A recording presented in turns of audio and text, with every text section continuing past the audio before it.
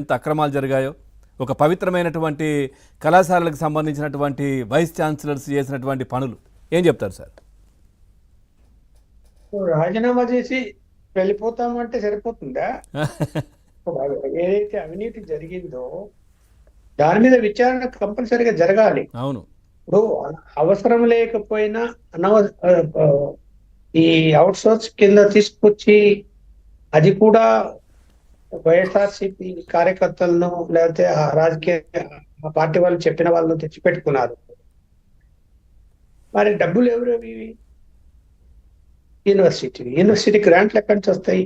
ప్రభుత్వం ఇస్తుంది, అంటే ప్రజల సొమ్ము. అలాగే పోస్టులు కూడా, అంటే ఈ డిప్యుటేషన్ల వ్యవహారంలో కూడా నాకున్న సమాచారం మేరకు లక్షల డబ్బులు చేతులు మారయ్యేది.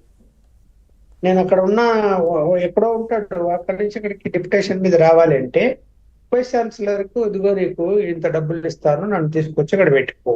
లేదు, రికమెండేషన్ తో పాటు డబ్బులు కూడా నడిచాయి. నాకున్న సమాచారం మేరకు చెప్తున్నా, రెండు నడిచాయి. రికమెండ్ చేయాలి, డబ్బులు ఇవ్వాలి. డబ్బులు ఇవ్వకుండా వస్తే రికమెండేషన్ మీదనే మీరు చెప్పించేయండి అని రాజకీయ నాయకులు ఇవ్వాలా? అంటే సార్, ఈ 5 సంవత్సరాల్లో ₹1 ఇవ్వకుండా పనిచేసినటువంటి పరిస్థితి ఎక్కడ, ఏ శాఖలోనైనా, ఏ కార్యాలయంలోనైనా ఎక్కడైనా జరిగిందా గత 5 సంవత్సరాలలో? పూర్తిగా అదే కదా, డబ్బు డబ్బు డబ్బు, ప్రజల బాగోగులు పక్కన పడేసి పూర్తిగా డబ్బే. ఇవన్నీ అన్ని శాఖలు పక్కన పెట్టు, అవినీతి నిరోధక శాఖలోనే అవినీతి జరిగింది. ఇప్పుడు వేరే శాఖలు కదా తర్వాత చూసుకుంటాం. అందులోనే పెద్ద ఎత్తున అవినీతి జరిగింది. బెదిరించారు, డబ్బులు వసూలు చేసుకున్నారు, పంచుకున్నారు. అంటే ఇక్కడ ఓవరాల్ గా చెప్పదలుచుకున్నది ఏమిటంటే, జగన్ బాధ్యత ఎవరిది? టీం లీడర్ది.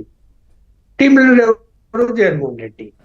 జగన్మోహన్ రెడ్డి కంట్రోల్లో ఉండాలి. ఏ ముఖ్యమంత్రి అధికారంలో ఉన్నా, నేను చాలా కాలం 43 సంవత్సరాలుగా 5-6 మంది ముఖ్యమంత్రుల పరిపాలనలో చూశాను. భయము భక్తి రెండు ఉంటాయి. ఏదో ఎక్కడో ఒక చోట రికమెండేషన్లు నడుస్తాయి, అవసరం ఉంటుంది, తప్పనిసరి పరిస్థితుల్లో ఇది చెయ్యాలి అంటే చేస్తారు. శృతి మించి చేయటం, కేవలం మా వాళ్ళే ఉండాలా, మన వాళ్ళకే మేలు జరగాల అనేటువంటి విధానం ఏదైతే ఉందో అది జగన్మోహన్ రెడ్డి పాలనలో చాలా ఎక్కువగా అన్నిట్లో కూడా, అన్ని డిపార్ట్మెంట్లో కానీ, పేషీలలో కానీ, లేకపోతే ఇతర రంగాల్లో కానీ. ఏం చెప్పాలి మరి? సాక్షి పేపర్లో పనిచేసే వాళ్ళందరికీ INPR రోజు జీతాలు ఎలా ఇచ్చారండి? నాకు అర్థం కాదు. అంటే అక్కడేదో పార్ట్ టైం, అక్కడేదో అవుట్ సోర్సింగ్ కింద జాబ్ చేస్తున్నారని లిస్ట్ ఎంట్రీ చేసి జీతాలు ఇస్తే వాళ్ళేమో అక్కడ వెళ్ళి పని చేస్తున్నారు, ఇక్కడికి రానేరారు. అంటే ఎంత మిస్యూజ్ అనేది చూడండి. ఈవెన్ మీడియా సంస్థను కూడా మిస్యూజ్ చేశారు. పేపర్లు కొనుగోలు దగ్గరనే చేసిరు కదా సార్, వాలంటీర్లకు పేపర్లు కొనియడం దగ్గర నుంచే వాళ్ళ ప్రస్థానం మొదలైంది కదా, యాడ్లు ఇవ్వడం. అది స్వార్థం. ఓకే, అది నేను దాన్ని తప్పు పట్టడం లేదు.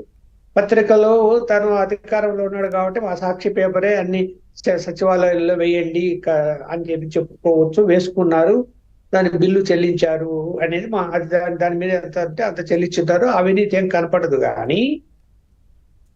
కానీ ఇక్కడ సాక్షిలో పని చేస్తూ డిపార్ట్మెంట్ లో జీతాలు తీసుకోవడం ఏంటంటే చిన్న విషయం అది. అవును సార్, పెద్ద తప్పు కదా అది. అదంతా బయటికి రావాలి. ఇప్పుడు ఎన్ని కేసులు నిలబడతాయి,